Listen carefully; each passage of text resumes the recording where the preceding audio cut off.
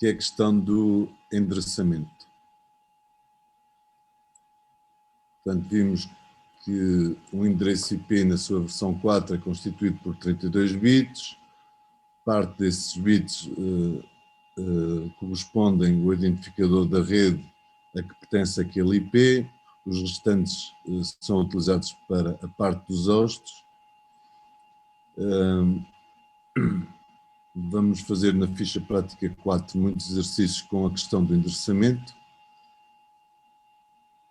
E hoje vamos abordar 3 assuntos. O primeiro deles é a segunda grande função do protocolo IP, que é a questão do encaminhamento, routing, recorrendo a rotas estáticas, até porque nós já temos vindo a definir rotas estáticas nos routers, para garantir conectividade IP, portanto, mas vamos olhar para isto com mais detalhe. O segundo assunto é o protocolo ICMP, que também, sem nos apercebermos disto, temos vindo a utilizar no Packet Tracer, quando eu faço um teste de conectividade IP entre 2 hosts, basicamente o que eu estou a fazer é usar o protocolo ICMP. E, finalmente, um problema que surge com alguma frequência, que é o problema da sobreposição dos espaços de endereçamento. Portanto, estes são os 3 assuntos que vamos abordar hoje e vou então avançar para a questão da segunda grande função do protocolo IP, que é a questão do encaminhamento, do routing. A recordar rapidamente que há 3 principais características deste protocolo IP. É connectionless, isto quer dizer que não é orientado à conexão, basicamente não é obrigatório o estabelecimento prévio de uma conexão entre 2 entidades comunicantes para que um pacote IP seja enviado para a rede, portanto connectionless. A segunda característica do protocolo IP é que é um protocolo de best effort, de melhor esforço, portanto não é fiável, isto é, não garante que os pacotes IPs cheguem ao seu destino. E a terceira grande característica do protocolo IP é que ele é completamente independente do meio de transmissão. Isto foi discutido na última sessão. Então vamos agora à questão do encaminhamento. A principal função é a entrega de pacotes IP ao destinatário através de um sistema encaminhador, um router, e neste caso há essencialmente 2 tipos de encaminhamento. O encaminhamento direto,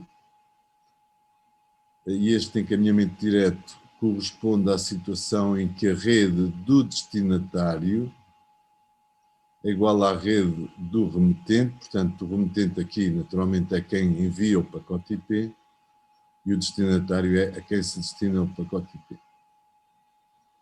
Portanto, o encaminhamento direto ocorre quando a subrede do destinatário coincide com a rede do remetente, de quem envia.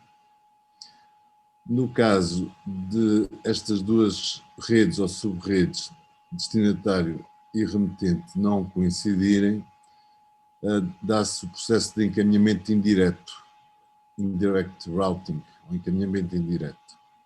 Neste caso, aquilo que faz o equipamento é entregar o pacote IP a um encaminhador que se responsabilizará por fazer chegar o pacote IP ao seu destinatário.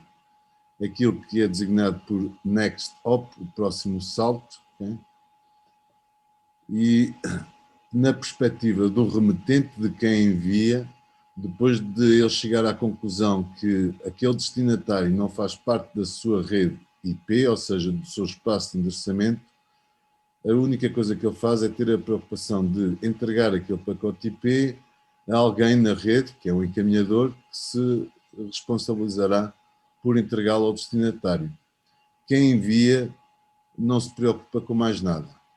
Quem envia não sabe como é que o pacote IP vai lá chegar, não quer saber e nem sequer tem raiva de quem saiba. Eu uso muito esta expressão porque basicamente aquilo que qualquer dispositivo integrado numa rede local faz é vai olhar para o IP do destinatário e se fizer parte da sua rede, ok, ele trata de tudo. vai usar o protocolo ARP para construir uma trama Ethernet e entrega diretamente ao destinatário. Se por acaso o destinatário não fizer parte da sua rede, do seu espaço de endereçamento IP, o que ele faz é entregar aquilo a alguém, que é basicamente um gateway, o next hop, que se depois vai se encarregar de fazer chegar aquele pacote IP ao seu destino.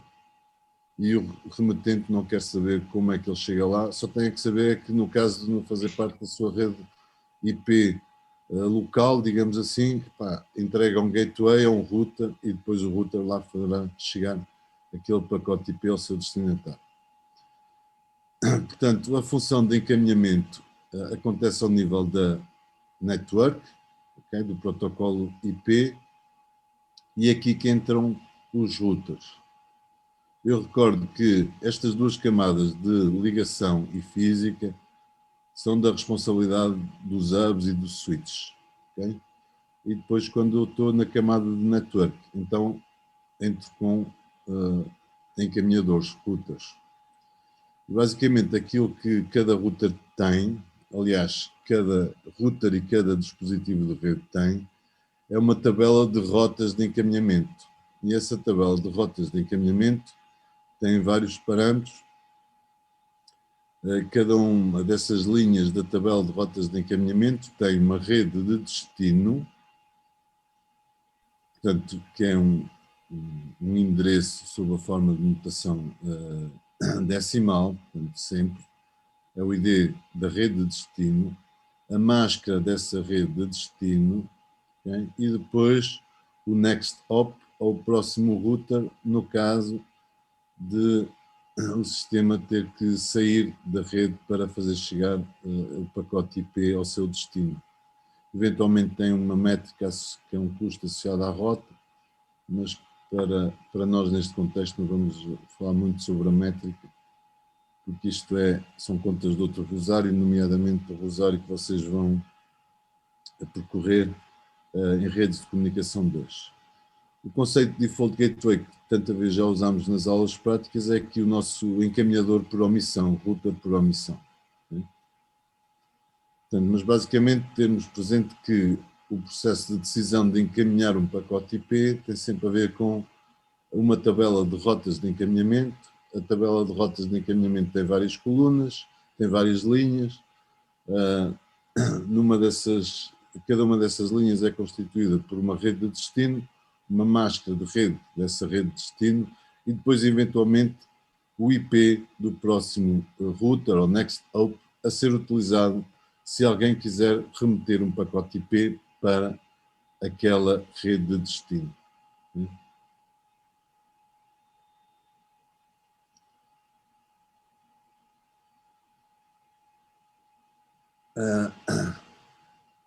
O processo de decisão de encaminhamento, direto ou indireto, ocorre sempre em qualquer dispositivo. Ocorre, neste caso, no PC1, que é uma máquina Linux, ok? Pronto. Por exemplo, se eu quiser numa máquina Linux consultar a minha tabela de rotas de encaminhamento, executo o comando route-n e ele mostra a minha tabela de encaminhamento, o tal routing table ou routing table. Cá está a coluna com o identificador da rede de destino, eventualmente o gateway associado àquela rede de destino e a máscara. Okay? Portanto, a máscara, o ID de destino e o gateway estarão sempre presentes na tabela de rotas de encaminhamento. Isto acontece em qualquer dispositivo de rede, seja ele um end device, um PC, seja um router. A decisão de encaminhamento através de um mecanismo direto ou indireto é uma decisão tomada pelo PC1 neste caso. Okay? Portanto, como vemos aqui, para associar esta tabela que está aqui embaixo com este esquema, imaginem que o PC1 foi-lhe atribuído o IP 192.168.1.107 com uma máscara 255.255.255.0. Okay? Portanto, através dessa máscara eu vou ter um ID da rede, que é o 192.168.1.0, ok? E, portanto, qualquer endereço IP que faça parte do espaço de endereçamento do PC1 vai ser atingido através do mecanismo de encaminhamento direto. E é aquilo que está aqui a ser dito nesta última rota que está aqui em baixo. Portanto, para a máscara 255.255.255.0 não há gateway porque ele utiliza o método de encaminhamento direto. Porquê? Porque o IP de destino faz parte do espaço de endereçamento, neste caso, do PC1. Se por acaso o PC1 quiser enviar um pacote IP para um IP destino que não faça parte do seu espaço de endereçamento, ou seja, que não faça parte desta rede que está aqui descrita, não é?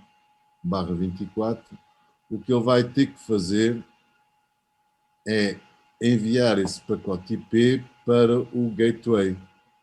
E neste caso, o gateway nesta rede e neste exemplo é identificado como sendo a interface de rede cujo endereço IP é o 192.168.1.254.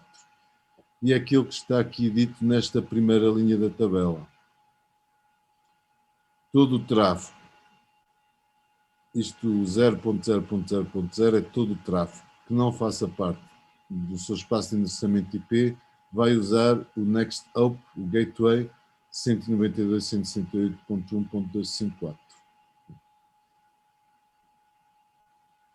E, portanto, se o PC1 quiser comunicar com um PC numa rede remota, tem que passar pelo router R1, que tratará de fazer chegar esse pacote IP ao seu destino.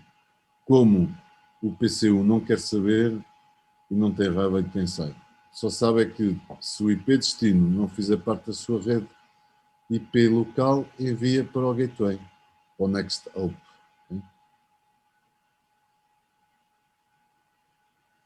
Então, como é que isto funciona com mais detalhe? Portanto, imagina que a H1, que tem este espaço de endereçamento, para utilizar a máscara 255.255.255.128, portanto, é um barra 25 neste caso, tem o endereço IP 192.16.2.1, okay? E tem um endereço MAC, esta sequência 0, 1, 0, 2, 0, 3, 0, 4, 0, 5, 0, 6. E quer enviar um pacote IP para H2 que tem este espaço de endereçamento. Notem uma coisa, o H1 não conhece o espaço de endereçamento do H2. O H1 só conhece o IP, só quer comunicar com o IP do H2. Né? Isto é importante. O H1 sabe o seu espaço de endereçamento, sabe que quer atingir o IP do H2, portanto o H2, mas não conhece o espaço de endereçamento do H2. O H1 só conhece o dele. Então, como é que ele conclui se deve optar por um encaminhamento direto ou indireto? Como é que ele, H1, vai concluir se deve usar o encaminhamento direto ou o encaminhamento indireto?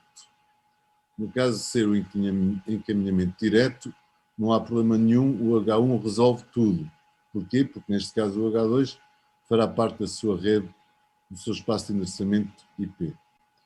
Já no caso do H2 estar numa rede que não faça parte do espaço de endereçamento do H1, aquilo que o H1 terá que fazer é decidir pelo encaminhamento indireto e, portanto, o que vai fazer é entregar o pacote IP com destino para H2 ou o encaminhador. Como é que ele faz essa conclusão? De uma forma muito simples.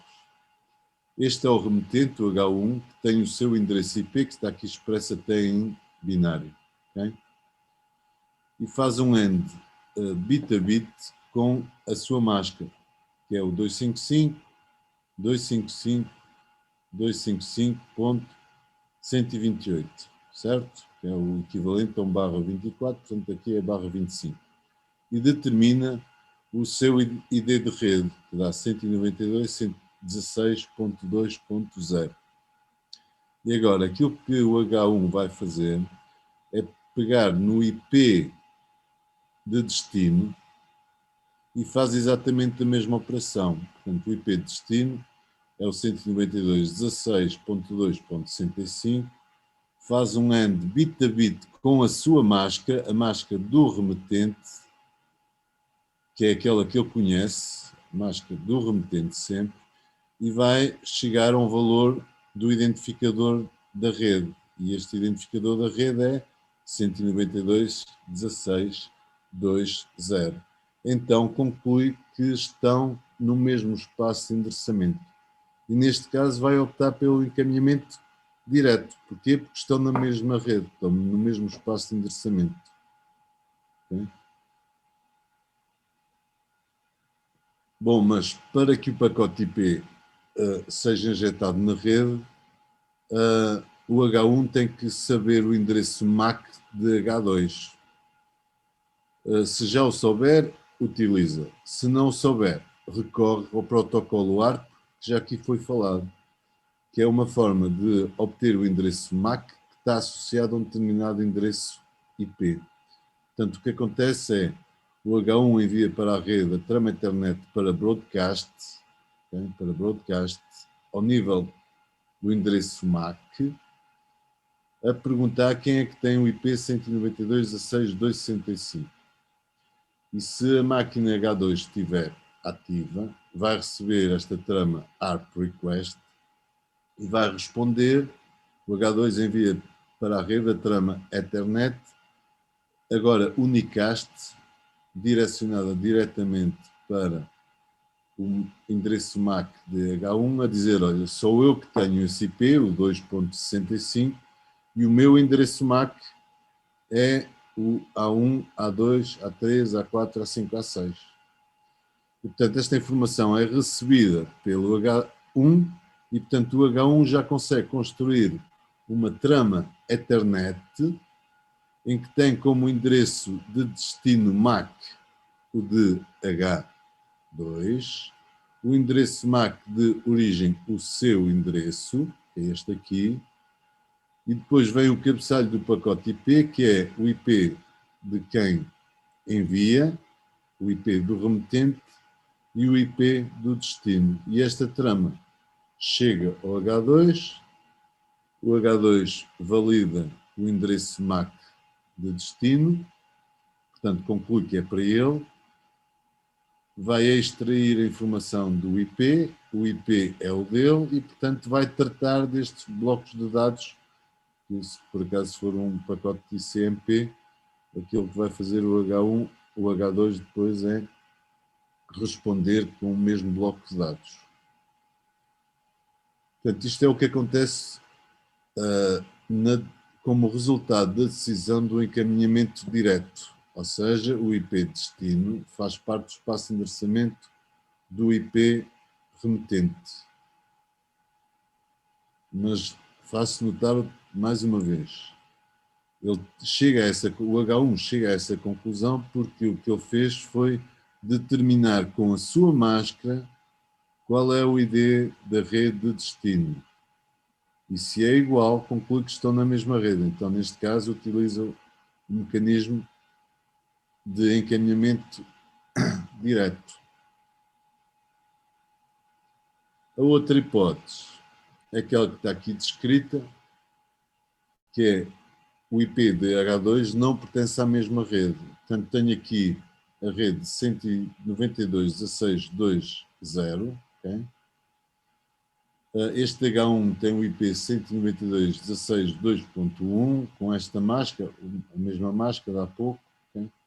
Só que agora o H2 tem o endereço IP 192.16.2.155, com esta máscara, e se fizermos as contas, o IP de destino não faz parte do espaço de endereçamento do IP remetente e, neste caso, opta pelo encaminhamento indireto, porque é a única forma. Então, o que é que vai fazer o IP, o H1, que é quem envia o IP do H1 é o remetente? Vai entregar a um router neste caso é o R1, foi configurado deste lado nesta interface com o endereço 192.16.2.126, que tem um endereço MAC aqui representado simbolicamente por YY, okay? Certo? Portanto, aquilo que vai fazer o H1 é, ok, se o 192.16.2.155 não faz parte da minha rede, vou entregar o pacote IP à interface do router R1. E, portanto, como é que ele faz essa entrega? Usando como MAC de destino, como endereço MAC de destino, aqui representado simbolicamente por YY, como o endereço MAC da interface de R1 que foi configurada como fazendo parte da rede onde está o H1. E depois o que é que faz o R1? O R1 olha para o IP destino e chega à conclusão que o endereço IP 192.16.2.155 é atingível pela interface MAC-ZZ, esta aqui, okay? Porque o R1 vai agora, nesta zona, usar o encaminhamento direto. Reparem que o IP do R1 deste lado pertence ao espaço de endereçamento de H2. Portanto, o que é que vai acontecer? Isto é uma nota muito importante. Ao longo do percurso, os endereços MAC vão sendo modificados. Reparem que ele aqui começa por YYXX, é entregue aqui, é recebido e aqui sai, o mesmo pacote IP sai encapsulado numa trama Ethernet em que agora o MAC de destino mudou para WW e o MAC origem é o MAC ZZ. Mas o IP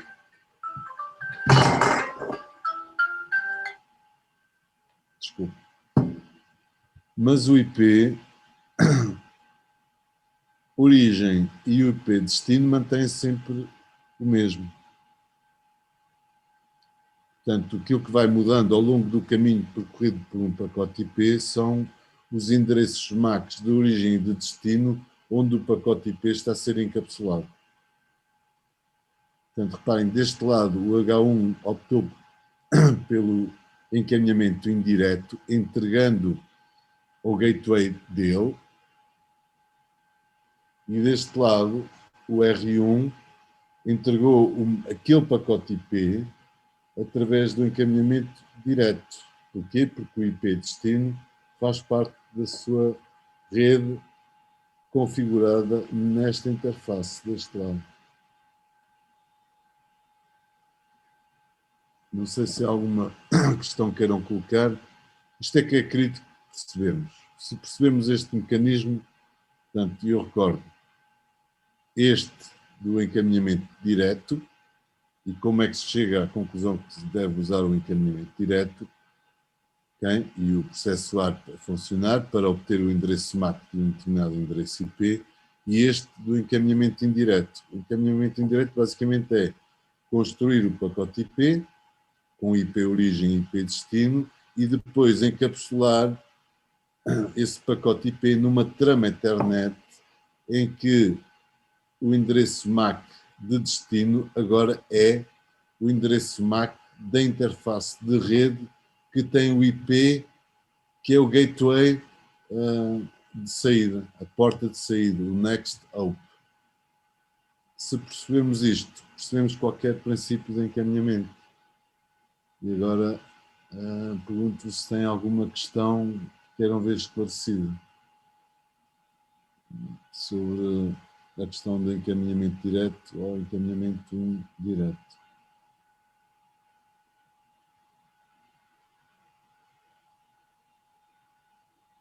E esta nota que está aí a verde é importante. Ao longo do percurso, os endereços MAC vão sendo modificados. O mesmo não acontece com os endereços IP remetente e destino. Alguma questão que queiram ver esclarecida? Não?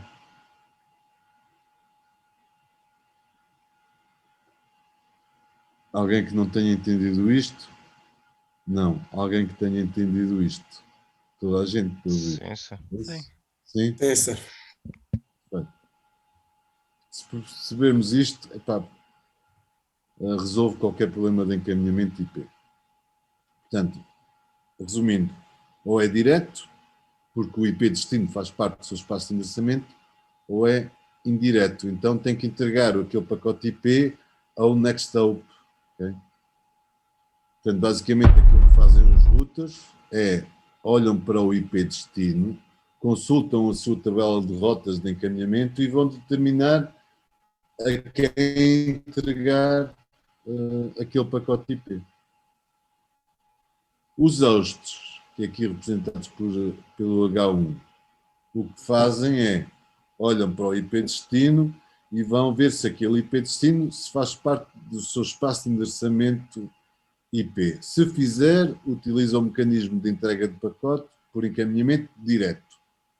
Se não fizer, então vai ter que entregar a um encaminhador, a um gateway, ao next hop, para que o pacote IP chegue ao seu destino. E este é o princípio, não é nada transcendente, mas é preciso percebê-lo bastante bem para resolver qualquer problema de encaminhamento.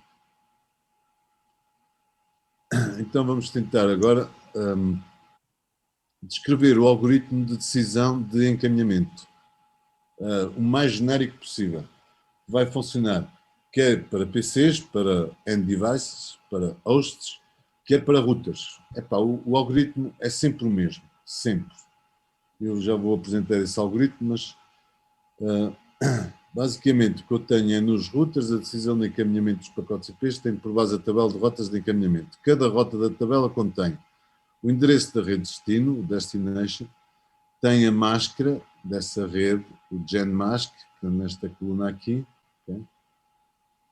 E depois tem, eventualmente, o IP do encaminhador seguinte, o gateway, que está aqui representado nesta coluna, e outros valores como a métrica associada, etc.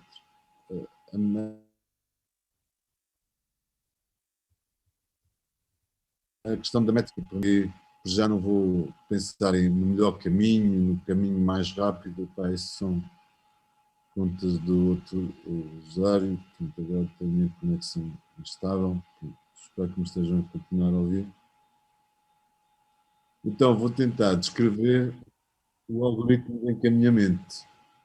Isto é válido para hosts, para qualquer dispositivo de rede que lide com IPs, este é o algoritmo. Okay? E o que é que faz o algoritmo? Tem a sua tabela de rotas de encaminhamento, que eu recordo, cada rota de encaminhamento tem o endereço de rede destino, a máscara daquela rede destino, e depois o IP, eventualmente o IP do encaminhador seguinte, do next hop. Isto é aquilo que tem cada uma das linhas da tabela de rotas de encaminhamento. E aquilo que faz qualquer equipamento é o seguinte: faz o AND bit a bit entre o IP destino e a máscara da rede, que consta na rota, okay? Que é o genmask neste caso. Portanto, pega no IP destino, faz o AND bit a bit com a máscara da rede.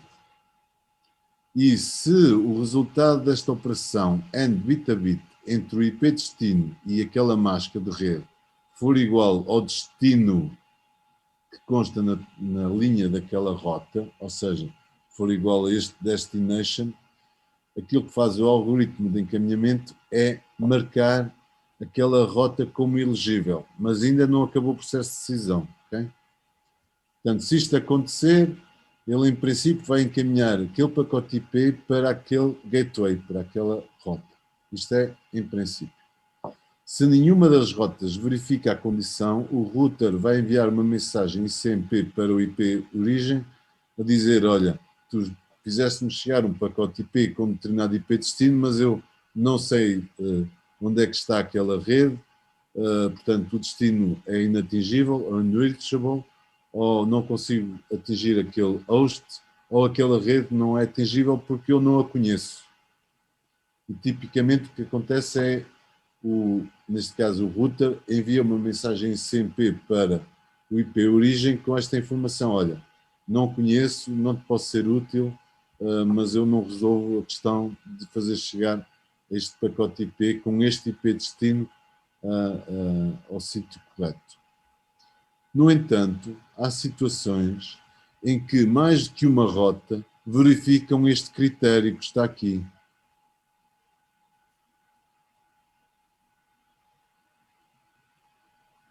Então, no caso de haver mais do que uma rota que verificam este critério, qual é a regra que é aplicada?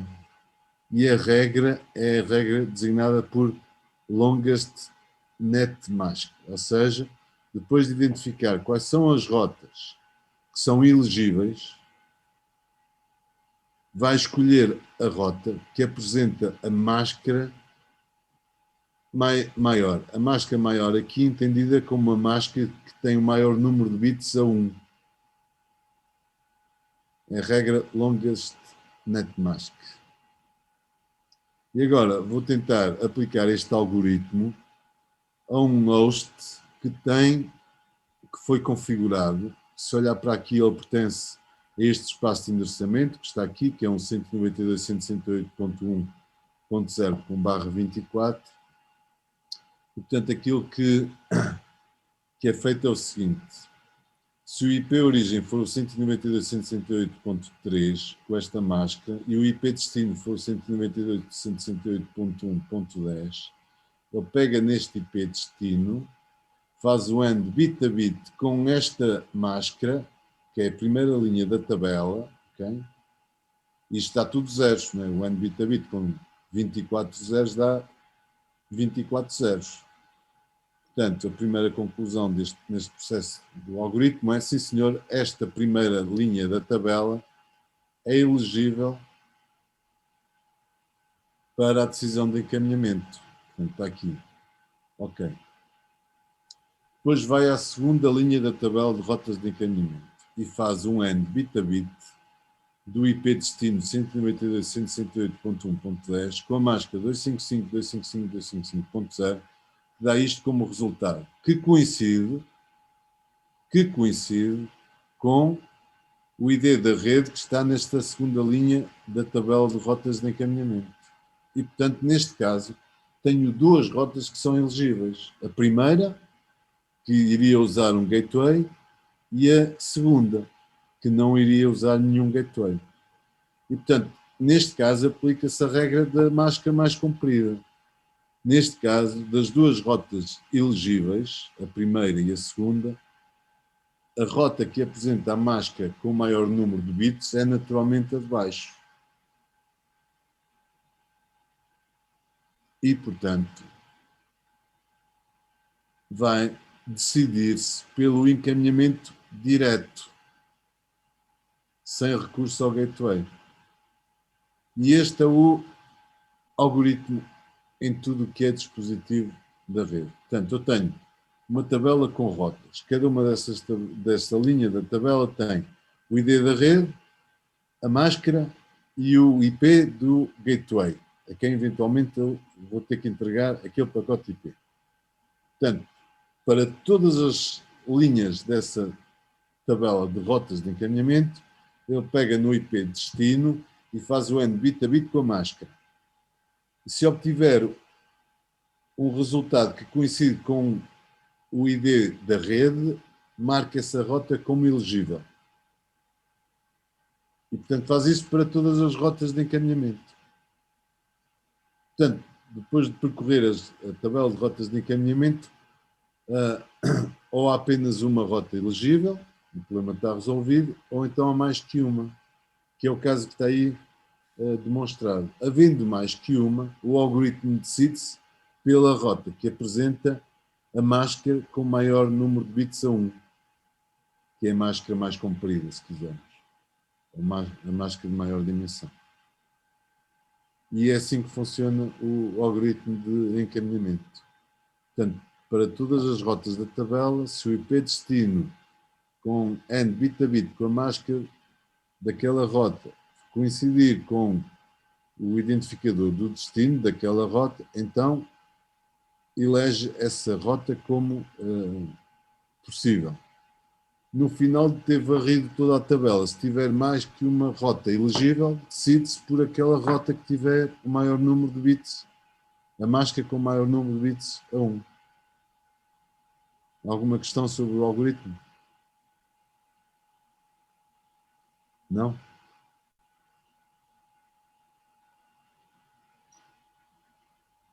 Reparem que este algoritmo funciona e é consistente com o exemplo que eu há pouco apresentei. Eu vou recuar uns diapositivos para verem que isto não é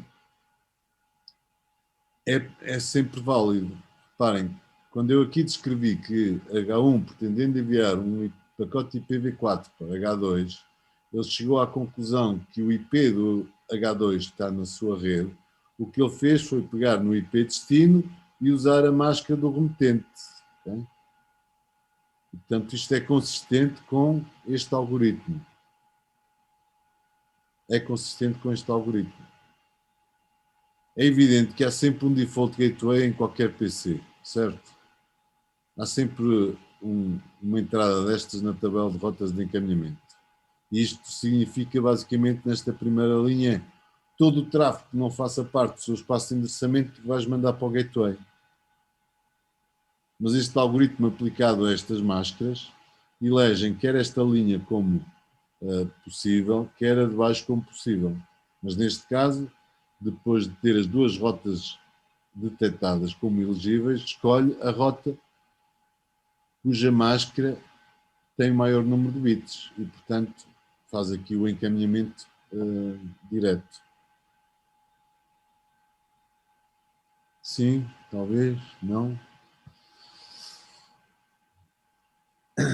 Este é o algoritmo que devem pensar sempre, seja um router, seja um PC, seja um outro qualquer equipamento. Se lidar com encaminhamento IP, tem que ter o conceito de tabela de rotas de encaminhamento, o que é que tem cada uma das colunas, essa tabela de rotas de encaminhamento, e o algoritmo é este. Vai tentar ver quais são as linhas daquela tabela de rotas de encaminhamento que são elegíveis. Depois de ter identificado as elegíveis, vai escolher aquela que tem no campo máscara da rede a máscara de maior dimensão. E isto funciona em qualquer decisão de encaminhamento. Bom. O que é que faz o Default Gateway? Já sei, o que ele faz é encaminhar todo o tráfego para outras redes que não faça parte do espaço de endereçamento daquele host e, portanto, o que ele vai fazer é receber o pacote IP e, de alguma forma, decidir como entregá-lo a outro router ou entregá-lo através de uma das interfaces que esse router tem. Portanto, o gateway aqui é, digamos, a porta de saída para o tráfego que não faça parte do espaço de endereçamento daquele host. E aquilo que está aqui demonstrado mais uma vez, o using the default gateway, eu tenho aqui a rede 192.168.10.0/24, portanto, os IPs usáveis para este espaço de endereçamento vão desde o 10.1 até o 10.254, ok? E, portanto, se eu quiser comunicar localmente neste espaço de endereçamento, uso sempre encaminhamento direto, ok? Uso sempre encaminhamento direto. Se por acaso um host desta rede quiser enviar um pacote IP para uma rede remota, ele vai ter que socorrer de um encaminhador, neste caso aqui representado pelo dispositivo R1, e faço nota do seguinte: o dispositivo R1 tem uma interface à qual foi atribuído um endereço IP, que é neste caso 192.168.10.1, que é configurado no PC1 e no PC2 como o default gateway desta rede. Ok? Alguma questão? Aqui usou-se o primeiro IP válido, usável deste espaço de endereçamento. Eu, por norma, utilizo o último, que é o 254, neste exemplo tem o ponto 1.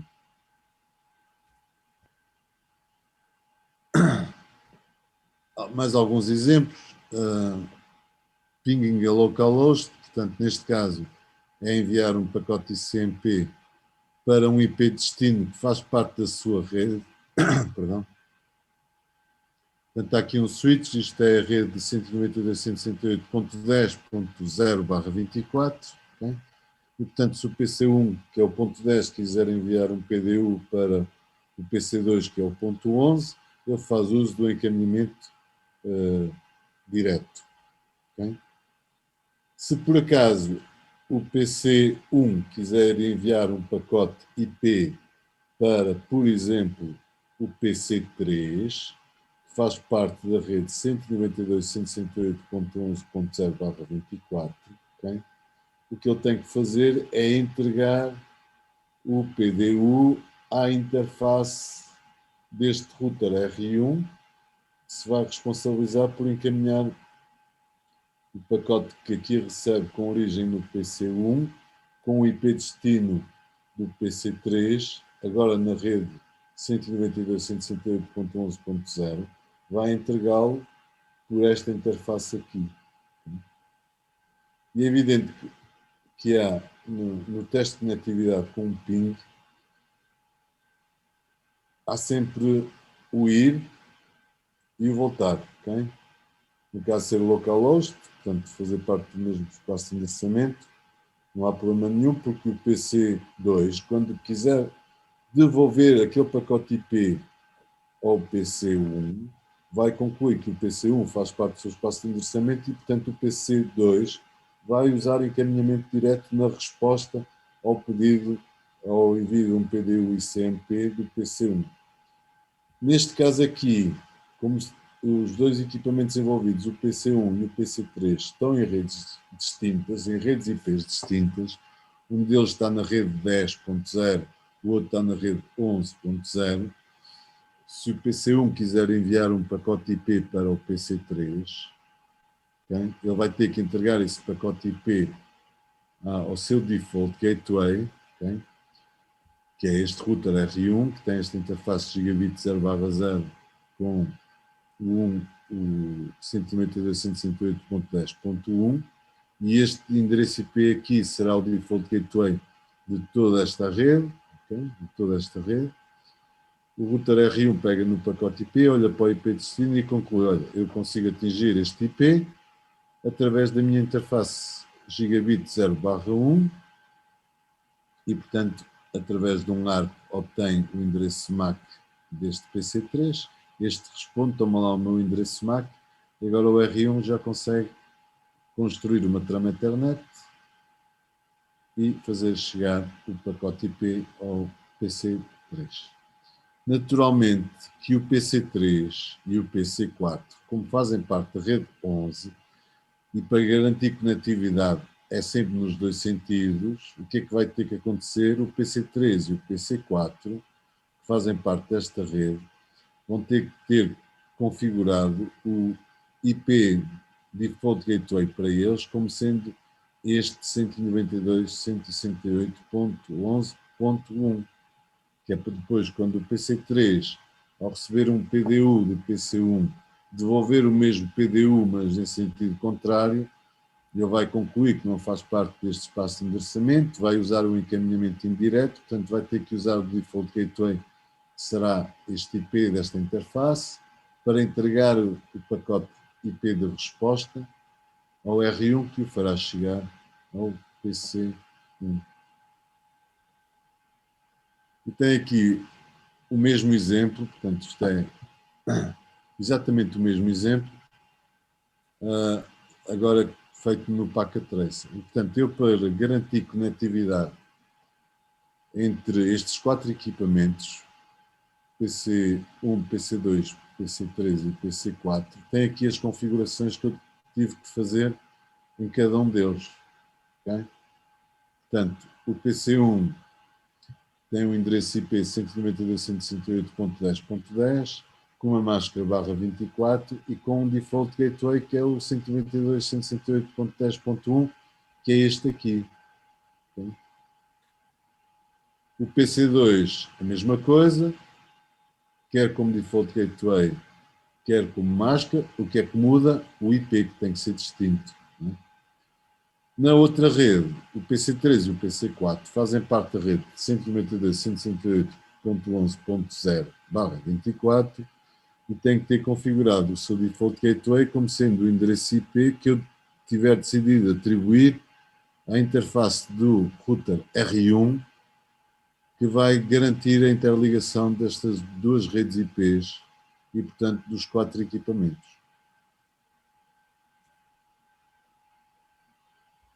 Não há dúvidas? Ótimo. Não há dúvidas, pois não? Não. Muito bem, então um exemplo um pouco mais elaborado. Tenho aqui agora 4 redes, 2 routers. O PC1 faz parte da rede 10.0, vou resumir 10.0. O PC2 faz parte da rede 11.0. Vai ter como default gateway a interface do R1.1 aqui. O PC1 vai ter que ser configurado com o default gateway a apontar para aqui, do R1. Okay? Depois o PC3 fará parte da rede 1.0 com 10.1.1.0/24. Vai ter que ser configurado com um default gateway igual a 10.1.1.1, que é esta. Isto é a rede 10.1.2, onde está o PC4, e este PC4 vai ter um endereço IP que pertence a este espaço de endereçamento e tem que ter o default gateway apontar para esta interface do R2. Depois, para ligar o R1 e o R2, tenho aqui uma ligação WAN e preciso de atribuir IPs a estas duas interfaces. Isto é uma ligação ponto a ponto, portanto preciso de 2 IPs apenas, um para este lado e outro para este, okay? Um para este lado e outro para este. Portanto vou usar um espaço de endereçamento em que haja apenas 2 endereços IPs. E normalmente usamos um /30. O que faz um /30 é deixar apenas 2 bits para os hosts, os últimos 2, o 31º e o 32º, e portanto vou ter, com 2 bits para hosts, vou ter 4 combinações possíveis. Quando estes 2 últimos bits estiverem a 0, estou perante o identificador da rede, que neste caso é o 209.165.200.224. Quando o 31º bit estiver a 0 e o 32º estiver a 1, vou ter o endereço 209.165.200.225.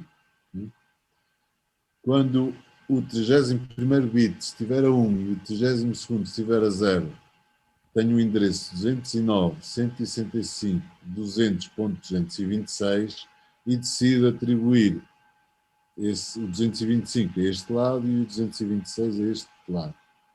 Já agora, aproveito para relembrar que o ponto 227 é o endereço de broadcast desta rede, que também não é usável. Para garantir conectividade entre estas 4 redes, okay, eu vou agora apresentar uma solução e queria deixar uma nota importante. A solução que eu vou aqui apresentar não é solução única, é uma solução possível. Okay? Não é uma solução única, é uma solução possível. Portanto, vocês o que têm que fazer é serem capazes de desenvolver uma solução possível para este cenário. Basicamente é isto que se pede que vocês saibam fazer. E, portanto, neste caso, optei por, no R1, adicionar 2 rotas remotas, estáticas, okay? Que é basicamente dizer assim ao R1, olha, ao R1, tu quando receberes um IP destino que seja esta rede aqui, 10.1.1.0/24, ou a 10.1.2.0/24, olha, tu vais entregar esse tráfego ao R2 como? Através do IP 209.165.200.226. Portanto, já há a garantia de, se o PC1 fizer um ping para o PC3, aquele pacote IPs é entregue aqui e este R1 olha para o IP destino e encaminha-o para esta interface de rede. Okay? Isto acontece quer para a rede do PC3, quer para a rede do PC4. São estas duas redes remotas que estão aqui assinaladas. Mas há outras redes que o R1 conhece. Quando se configura uma interface nos routers, ele fica logo a conhecer o espaço de endereçamento dessa interface. Neste caso, é a rede do PC1, a rede do PC2 e a rede que interliga o R1 ao R2. Portanto, são três redes diretamente ligadas, estão aqui descritas. A 10.0, que é onde está o PC1, a 11.0, onde está o PC2, e a rede que interliga o R1 ao R2. Estas redes são automaticamente adicionadas às rotas, à tabela de rotas de encaminhamento, como consequência da configuração desta interface, desta e desta. Portanto, estas rotas diretamente conectadas surgem como consequência da configuração de cada uma destas interfaces. Isto é um processo automático. Depois, neste exemplo particular, para garantir conectividade entre o PC1 e o PC3 ou o PC4, vou ter que dizer ao R1, olha, tu R1, quando receberes o endereço IP destino, que faça parte da rede do PC3, ou seja, 10.1.1.0, ou do 10.1.2.0, olha, entrega isso ao R2, que consegues atingir através do IP 209.165.200.226.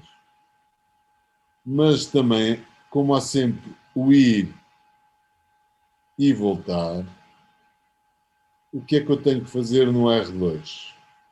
O R2 vai ter três rotas diretas. A rota desta interface, a rota direta desta interface e a rota direta desta ligação ao R1. O que é que eu vou ter que dizer no R2? Olha, tu R2, quando quiseres atingir um IP da rede do PC1 ou do PC2, mandas para o 225. Neste exemplo em particular, eu posso dizer isto de uma forma muito simples. Olha, ao R2, qualquer tráfego que tenha um IP destino, não faça parte de nenhuma das tuas três rotas conhecidas, diretas, mandas para o R1. O que eu acabei de descrever foi, elegi aqui o R1 como router principal e o R2 como router secundário. E o princípio é sempre este. Do lado do R1, eu tenho que conhecer o mapa completo de todas as minhas redes e de como atingir cada uma dessas subredes. Os routers secundários, neste exemplo particular, o R2, o que fazem é encaminhar todo o resto, que não faça parte das redes diretas que ele conhece, todo o resto mandas para o router principal, que ele vai se encarregar de resolver isto. Mas isto não é uma solução única. Eu podia ter elegido o R2 como sendo o router principal e o R1 como sendo o router secundário, percebem? Portanto, as soluções não são únicas.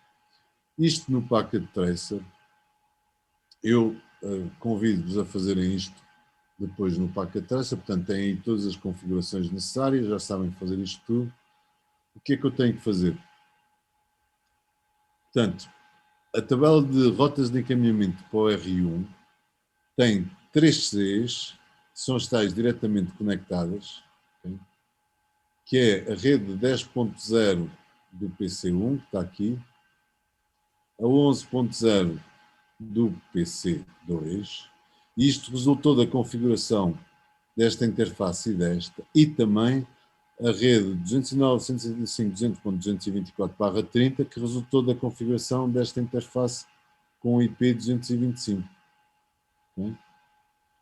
Portanto, o que é que eu tenho que fazer mais? Para além destas rotas que ele conhece diretamente, tenho que adicionar duas rotas estáticas que se referem à rede onde está o PC3 e à rede onde está o PC4.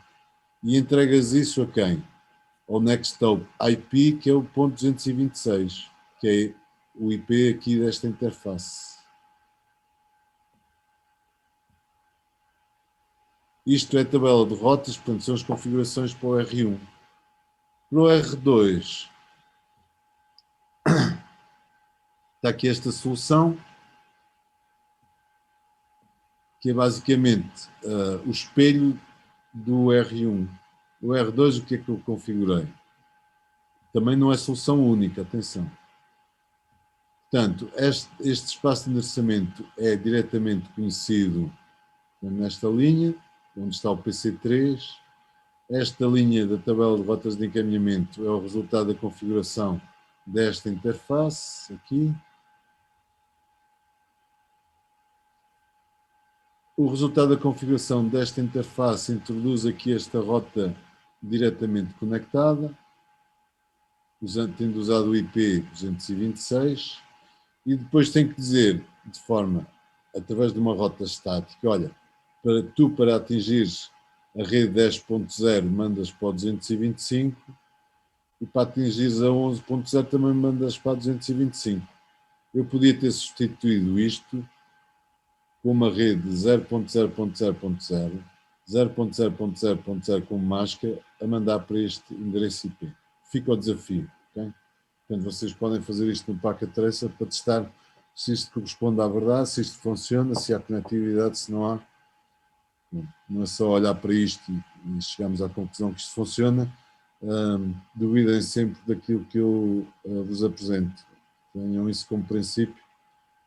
Duvidem sempre. E, portanto, para me contrariar a mim, estejam à vontade, eu posso estar errado, admito que possa estar errado e, portanto, agora, por isso é que faço nota do seguinte, as soluções não são únicas e, portanto, não venham dizer, eu tenho aqui uma solução que também funciona e eu subscrevo. É outra solução, as soluções não são únicas e, portanto, cada um de nós, desde que ponha isto a funcionar, perfeito, ok?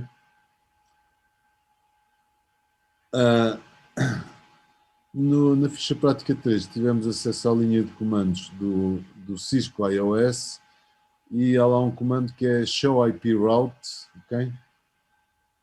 E usei uma imagem disto para vos mostrar como é que o sistema operativo da Cisco, o Cisco iOS, apresenta a tabela de rotas de encaminhamento com o comando show IP route. E depois estes Cs aqui é os Directly Connected, okay? E os S são as rotas estáticas. E, portanto, eu no router R1, para pôr isto a funcionar, tive que efetivamente dizer, olha, para a rede 10.1.1.0 e 10.1.2.0 com barra 24, mandas para o endereço IP 226. Send IP packets to R2, que será o next hop. E no R2 terei que fazer a mesma coisa. Vamos agora ver um outro exemplo, portanto este é o segundo exemplo, com várias redes, portanto a rede do PC11, esta rede aqui, outra rede aqui, outra rede aqui, e depois nunca esquecer as redes muito pequenininhas que interligam os routers. Portanto tenho aqui router R1, R2 e R3. Portanto foram especificados os espaços de endereçamento destes PCs. Portanto, aqui a rede 172.1730.0/25, aqui é o 172.17.20.0/24, tudo isto define o seu espaço de endereçamento. Portanto, a primeira coisa que normalmente se faz é decidir que IPs é que eu devo atribuir a cada uma destas interfaces. Então, eu tenho aqui um esquema de endereçamento que é o seguinte: para os PCs utilizo o primeiro IP desse espaço, para os gateways utilizo o último IP. Então, se eu for caracterizar este espaço de endereçamento e tiver este esquema de endereçamento, está aqui, estas duas regras, aqui o PC vou usar o primeiro IP, logo aqui esta interface vai ter o ponto 129. Okay? E o gateway desta rede vai ser o ponto 254, que é o último IP deste espaço de endereçamento que está aqui. Okay? Bom, isto para a rede do PC11. Para a rede do PC21, tem que fazer parte desta rede, 1/24, utilizei o ponto 1 para o PC21 e o ponto 254 para esta interface aqui do R2, que é o último IP. Para a rede do PC31, com este espaço de endereçamento, o primeiro IP é o ponto 1, que é atribuído ao PC31, e o último IP deste espaço é o ponto 126, que eu vou atribuir à interface Fast Ethernet 0/0 do router R3. Okay? Portanto, isto para respeitar este esquema de endereçamento. Isto é obrigatório? Não. É um esquema de endereçamento que eu, por acaso, utilizo por princípio, mas é uma convenção. Para os PCs, os primeiros IPs, para os gateways, os últimos IPs daquele espaço de endereçamento. Por exemplo, a Cisco tem o hábito de usar o primeiro IP para os gateways e, a partir daí, para os PCs. Eu aqui faço o contrário, mas o esquema é o mesmo. E, portanto, construo com base nisto. Ainda não falta aqui esta rede, o ponto 1 deste lado, peço desculpa, o ponto 1 deste lado, que é o gateway.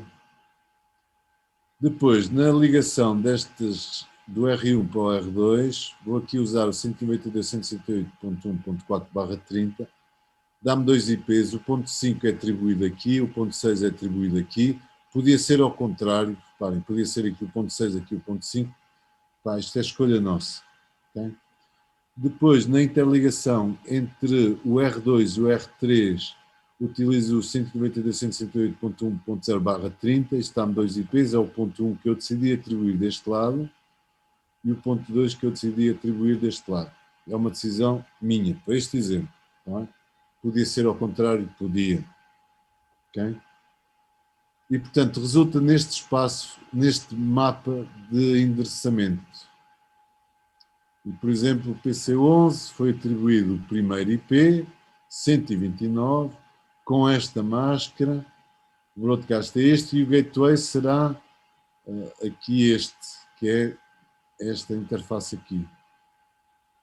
O PC21, onde é que está o PC21? O PC21 utilizou na FA, na sua faixa de internet 0, 172.17.20.1, que é o primeiro IP, o primeiro IP deste espaço de endereçamento, e vai ter como default gateway o último IP daquele espaço de endereçamento. Onde é que aparece? É este aqui.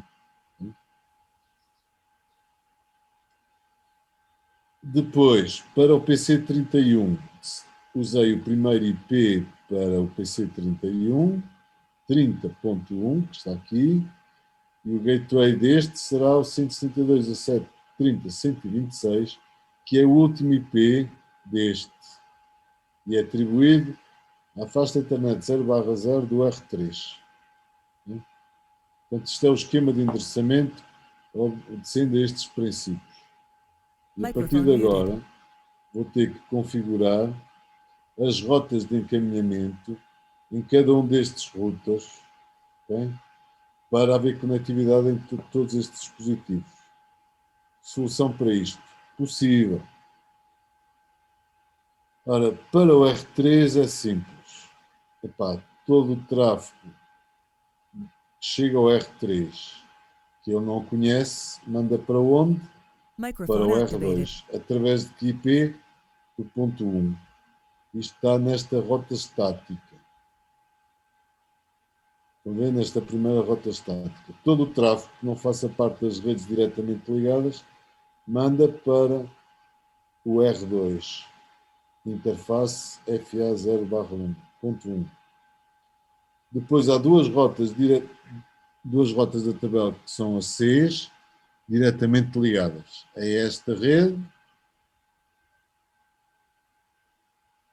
que é 192.168.1.0/30, e esta rede, com a máscara /25. Portanto, só tinha que, depois de configurar esta interface e esta, só tinha que adicionar esta rota estática. Isto é claramente um router não principal. Depois, no R2, e portanto aqui estou a eleger o R2, que também, como não sendo o router principal, o que é que ele tem configurado? Tem 3 Cs. De onde é que vem estes 3 Cs? Primeiro C desta rede, 192.168.1.0/30, que está aqui, estão a ver? Segunda rota C, portanto, connected, esta aqui, 192.168.1.4/30, que resultou da configuração com o IP.6 nesta interface. Okay? Terceira rota C, diretamente conectado, foi quando configurei esta interface com o .254, onde é que estás? Da rede 162.17.20.0. Está aqui.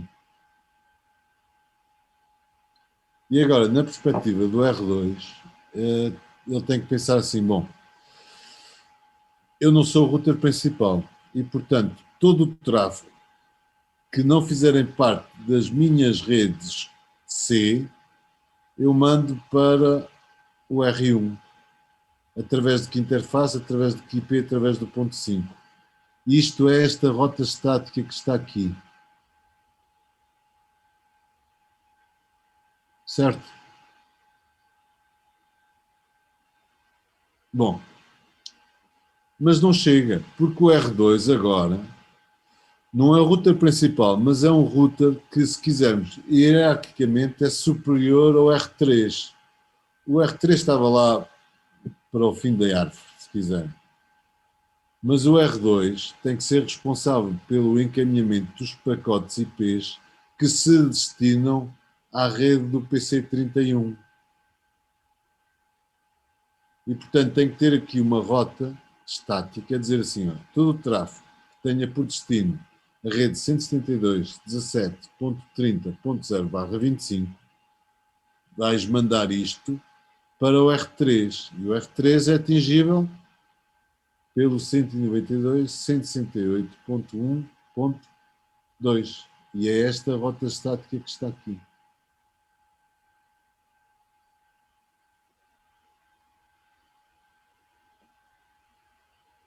Perceberam para o R2? Alguém que não tenha percebido? Alguém que tenha percebido? Sim, sim. Sim. Não? Pai, havendo um silêncio tão grande.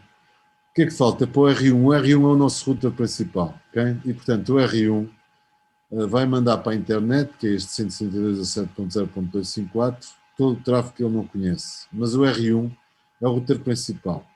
Conhece a rede do PC11 diretamente, conhece a rede que liga ao R2 diretamente, conhece a rede que liga à internet diretamente. São os 6 que aparecem aí. Mas agora tem que ser configurado para garantir que o tráfego que chega aqui seja corretamente encaminhado para a rede do PC21 e para a rede do PC31.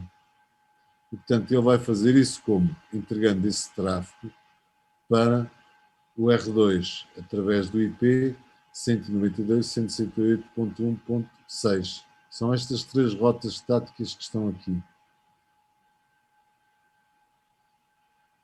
E esta rota aqui, alguém sabe explicar isto? É a rota que interliga estes dois. Não é? Pronto.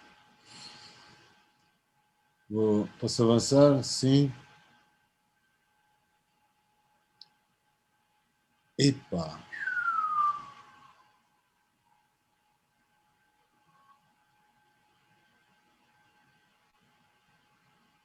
Tem aqui a rota para o R3, que é este aqui. Isto é para vocês fazerem em casa. Okay? Para o R2, tem aqui a solução. Okay? Já sabem fazer estas ligações WAN por B35. Este está aqui. Já sabem isto tudo. Portanto, tem que saber fazer isto. Tem aqui a solução das rotas estáticas. Portanto, é só construir esta rede e configurar isto. Tem aqui para o R1. Aqui o R1... aqui elegiu o R2 como sendo o router principal. E agora, neste contexto, deixo 2 to-dos para vocês. Primeiro deles, entender R1 a agregação que eu fiz da rede 162.17.0.0/24 e da rede 172.17.1.0/24 na rota 172.17.0.0/23, que é esta aqui. Portanto, entender como é que eu consegui fazer a agregação de duas rotas, que era supostamente para a rede, esta rede e esta. Né? Como é que eu consegui fazer isso com uma única rota na tabela do R1? E segundo, validar decisões de encaminhamento nos rutas relativos a um pacote IP com origem em 162.17.3.1, que é este, e IP destino 162.17.1.1. E vejam como é que ele aplica a regra da máscara mais comprida, com maior dimensão. Não é? Portanto, tem 3 exemplos, trabalhem isto, que é para dominarem completamente o que é o encaminhamento IP. Bom, e agora, segundo assunto, não sei se vou conseguir chegar ao terceiro, mas pronto, não interessa. Já que fiz referência várias vezes ao ICMP, que é o protocolo do ping, e há aqui uma dúvida sempre, que é, o ICMP é um protocolo de transporte? É que alguns classificam o ICMP como fazendo parte da camada de rede. Né? Há outros que classificam o ICMP como fazendo parte da camada de transporte, que nós ainda não estudamos. Né? Eu prefiro vê-la enquadrada aqui, porque uma mensagem ICMP é encapsulada efetivamente num pacote IP, portanto está hierarquicamente superior. Então, para distinguir estes 3 protocolos que vamos estudar daqui para a frente, vamos classificar estes 2, TCP e UDP, como sendo protocolos de user. E o ICMP é um protocolo que permite auxiliar o protocolo IP. Não pretende tornar fiável o protocolo IP. O protocolo IP nunca será um protocolo fiável, mas permite ser usado, o ICMP permite ser usado para ajudar à questão do IP.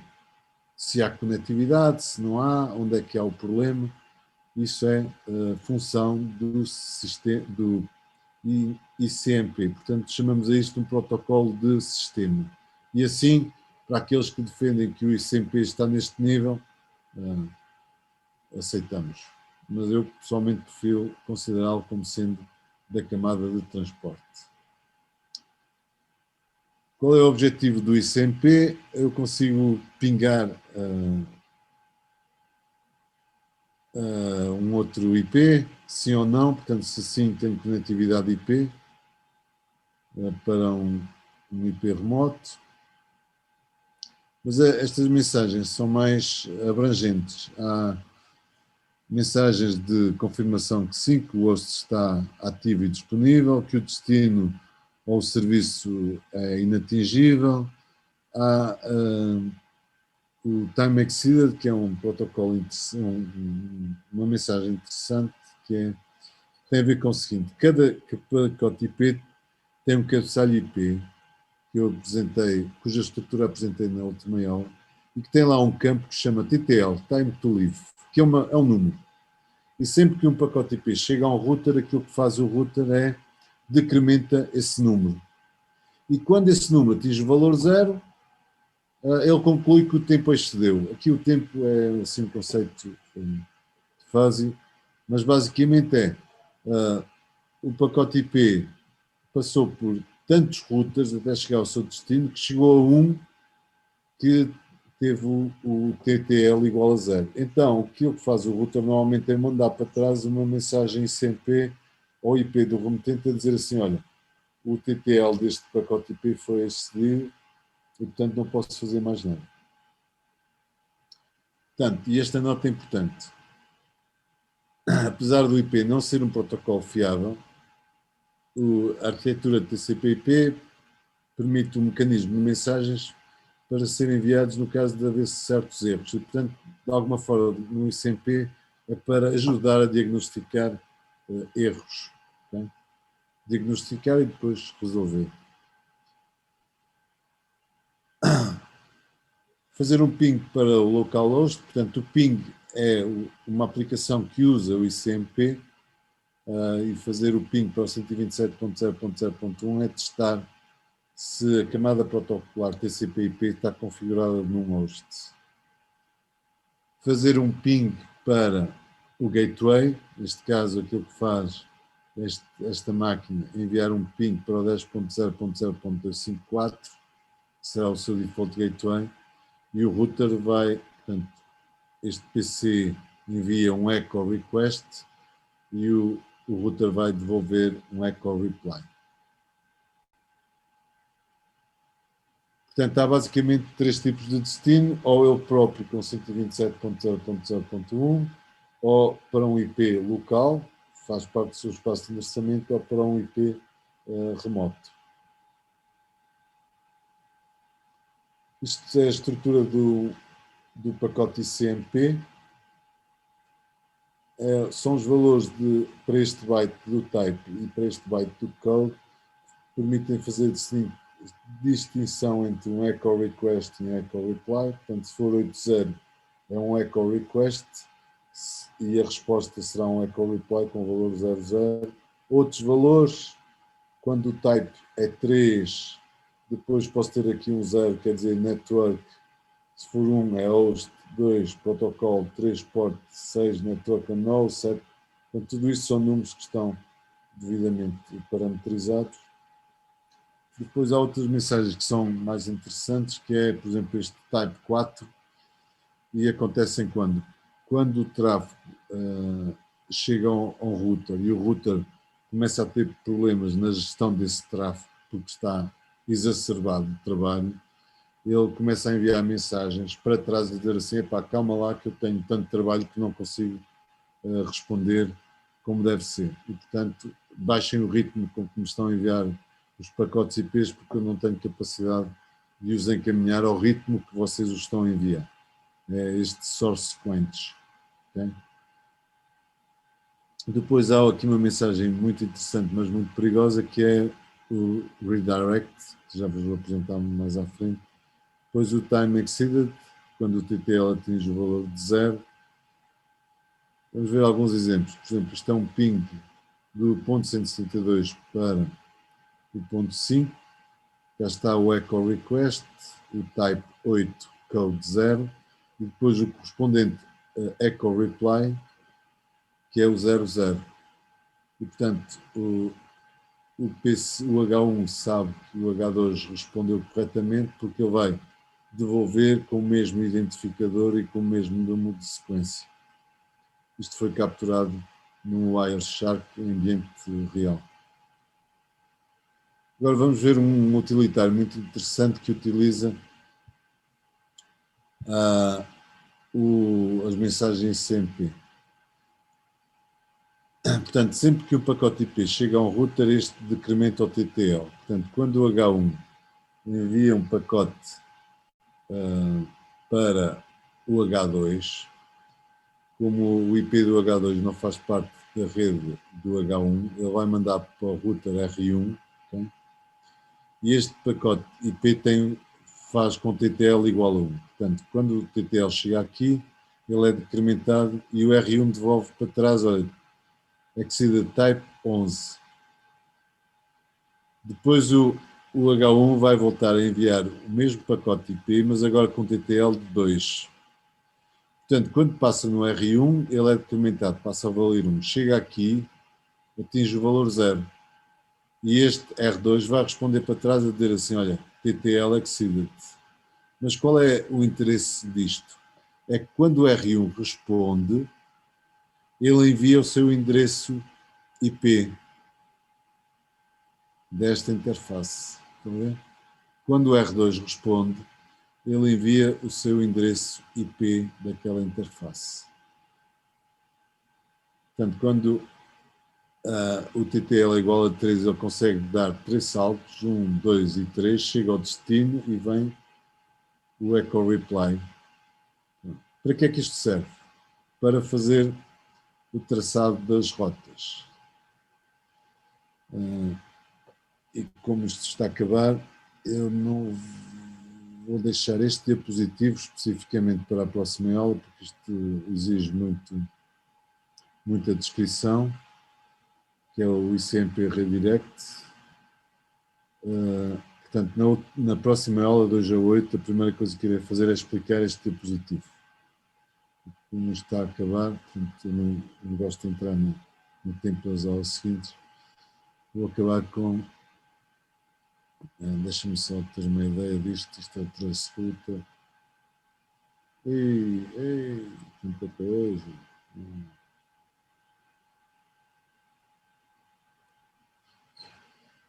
Bom.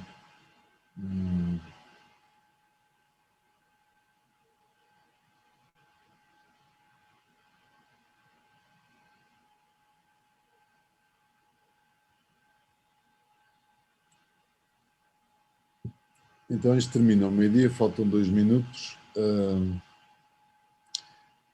E, portanto, vou combinar o seguinte convosco. 2 a 8, vou reiniciar precisamente neste diapositivo, o trace route, está bem? Que é para voltar a explicar isto e terminar com este conjunto de diapositivos. Eu vou já publicá-los na sessão 2, vou já publicar o PDF disto tudo, mas não vou sumariar este tema, que é o trace route e depois a sobreposição do espaço de endereçamento. Não sumario, mas publico já. E 2 a 8. Tomo a aula neste ponto. Está entendido? Portanto, eu não vou sumariar estes 2 últimos assuntos, mas vou publicar já o PDF disto, para não desagregar o PDF todo no seu conjunto. Alguma dúvida sobre o que eu disse? Eu quero deixar isto bem claro, que é para não dizerem que se foi sumariado um assunto que não foi abordado. Não, portanto, eu vou repetir. Portanto, 2 a 8 eu vou retomar estes diapositivos, neste diapositivo, que é o... Eu vou já fixar isto, para não me esquecer. Que é o 28, ok? Mas ainda assim, o que eu quero fazer, e quero que tomem consciência disso, é que vou publicar todo este conjunto de diapositivos num único PDF para as aulas teóricas. Está claro alguma dúvida? Mas não vou sumariar nem o trace route, nem a sobreposição de espaço de endereçamento. Está bem? E, portanto, vou mencionar isto na próxima aula, que é 2 a 8. E com isto, dava por terminada a sessão. Não sei se querem ver esclarecido algum assunto. Não percebes, não? Sobre esta questão de publicar e não sumariar, não há dúvida sobre isto, não? Não percebo. Não? Então, até à próxima aula. Fim de semana. Para alguns, para outros. Até para a semana. Temos uma aula. Vou interromper o compartilhamento e encerrar a sessão.